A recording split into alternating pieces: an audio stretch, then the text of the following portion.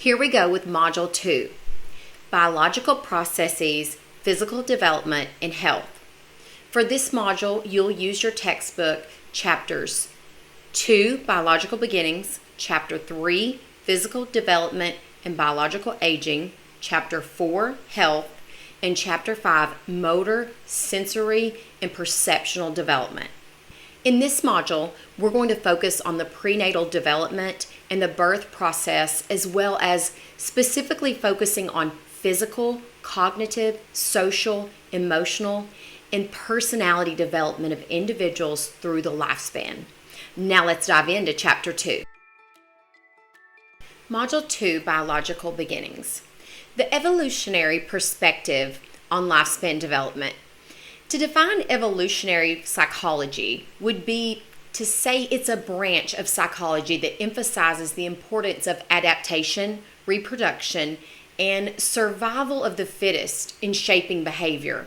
Natural selection and adaptive behavior is where individuals adapt to their environment and most likely where they're able to survive. Now, looking at Baltus's view of evolution and culture across the lifespan, the first graph plots evolutionary selection benefits against the lifespan, and the second graph plots the need for culture against the lifespan.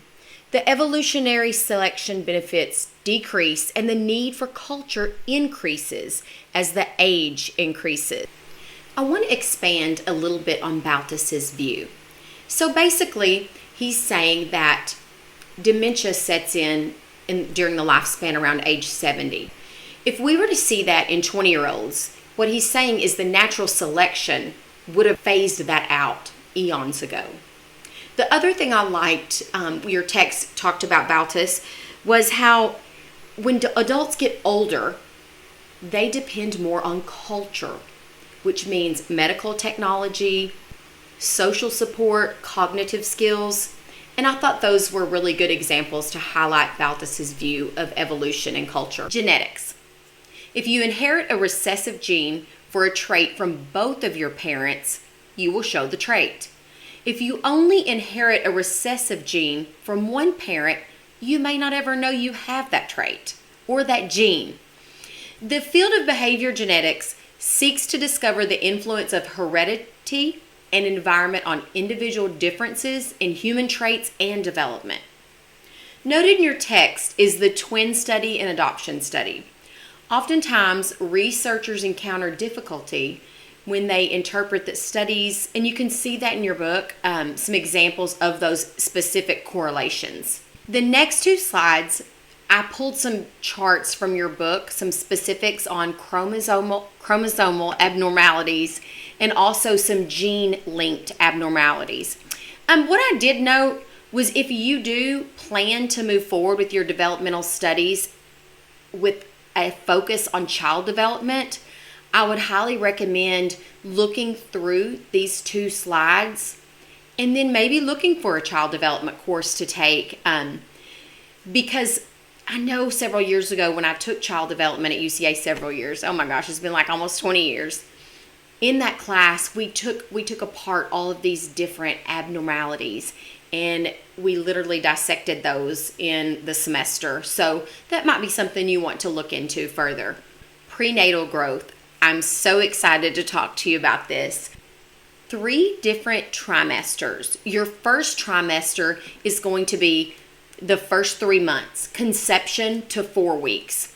Then you hit an 8-week mark, 12-week mark. That first trimester is very important, and a lot of times expectant mothers may be hesitant to let anyone know they're pregnant because it's in those first few weeks that they're able to hear that heartbeat and they know that they're pregnant, that there really is life. The second trimester comes 16 weeks, 20 weeks, and 24 weeks. And sometimes that's when mothers start to show a little bit, but they're like, oh my gosh, I'm 20 weeks pregnant and I don't even look pregnant.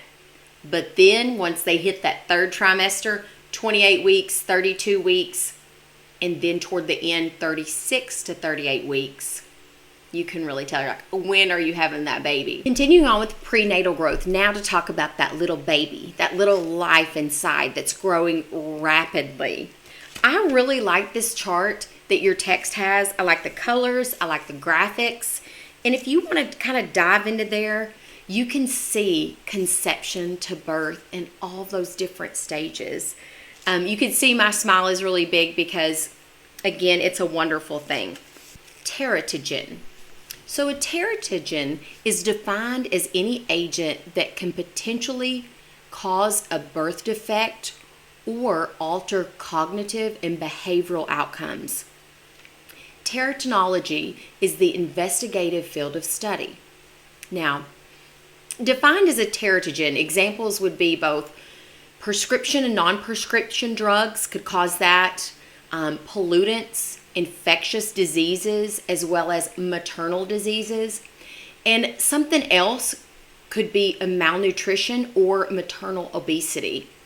Even though these are maternal, fathers can also contribute to positive outcomes for the fetus, the baby, by providing support and having a positive attitude during pregnancy. I always like to touch on this one in my classes, and it's toxoplasmosis. So please be aware that there is a risk when you are changing cat litter and pregnant, as that could be a congenital transmitted disease. So I like to point that out just to bring that to your awareness, and maybe you could share with someone else. Tetragens and the timing of their effects. I really like the slide that your book has here. I want to say slide. It's on a slide, but in your book, also on page 68, you can see this. And I just think that's something really, really valuable that you need to look at and know the dangers and the warnings of tetragens. So store that in your, when you are going to have a baby, or when your spouse or someone's going to have a baby. Store that in the back of your mind. Tetragens. Danger of structural defects caused by tetragens is greatest in early embryonic development. Very good chart that you can see outlined by the red and the blue color right here. 3 stages of birth. Okay, let's start with stage 1. The uterine contractions. These may be from 15 to 20 minutes apart. And this is where the cervix stretches and opens about 10 centimeters. So when you hear somebody say, oh, I'm dilated to a 6 or I'm dilated to a 7, it's at 10 centimeters when we're going to hit that first stage of birth. Now, the second stage of birth is where the baby begins to move through the cervix and the birth canal. And those contractions come about every minute. So you'll be feeling that contraction, or the mother will be feeling that contraction. And this is also where the mother bears down and pushes the baby out.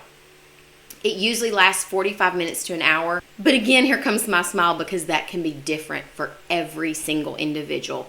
And it could last longer, but about 45 minutes to an hour. Sometimes on your second child, it may not last as long. The third and final stage, the show is almost over. So I'm going to tell you a story, and it's definitely something I would tell you face to face and in class. But in that third stage, it's the afterbirth. And this is where the placenta is pushed out, the umbilical cord, and other membranes are detached and expelled. So I'm sitting in a lifespan development class just like this, almost 17 years ago. And Dr. Bennett said something about the third stage being afterbirth and delivering a placenta. And I was like, oh my gosh, what is she talking about? I was 7 months pregnant and just found out that there was going to be a third stage of birth where I actually had to deliver a placenta. It was kind of crazy. So I always share that story. I'm like, oh my gosh, how did I not know that? The importance of lifespan development in family and consumer sciences. The other thing I want to tell you is through that, when all those membranes and all that junk, everything's kind of pushed out, that's very, very important. It's very important because if some of that tissue maybe attaches in the uterus, it can cause some problems for the mother. So you want to make sure that's all pushed out and cleaned out. In the United States, from a 2015 study, about 98% of births take place in a hospital. There are other alternatives. It depends on what the family chooses or the mother chooses together. So you could have a midwife, and that's going to be trained professionals that are health practitioners that help women during labor, delivery, and afterbirth. You could also have something called a doula, and I've had a student that was on the track to becoming a doula.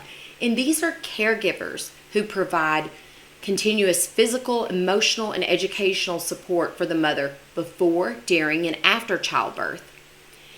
Choices, there are different choices that whether you're in the hospital or having another alternative method of delivery. There are a lot of different choices for women. Oh baby and oh mama. Now birth involves so much. Birth can cause considerable stress on the baby if it takes too long.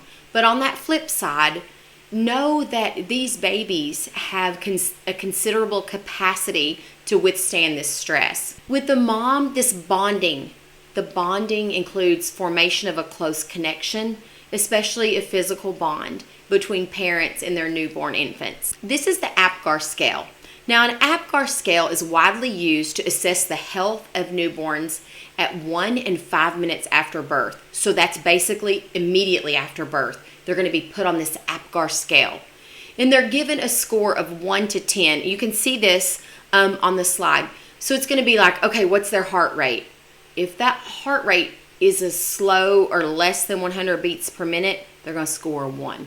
Let's say, what about their respiratory effect? Okay, they're good breathing, normal crying, muscle tone. Are they strong and active, or are they just kind of limp? That's where you hit those points. And then their body color. Is that entire body pink, or is it kind of blue and pale? And then their reflex irritability. No response. Are they grimacing, coughing? So once you get that score, you add those up. In a newborn's score on the APGAR scale indicates whether the baby has urgent medical problems. The term fourth trimester suggests continuity and the importance of the first several months after birth for the mother. Note the difference between postpartum and postpartum depression. Symptoms of postpartum blues are going to be 2 to 3 days after, maybe last 1 to 2 weeks. But the symptoms of postpartum depression could linger for weeks or months and interfere with daily functioning. Now let's connect and reflect. The connection here.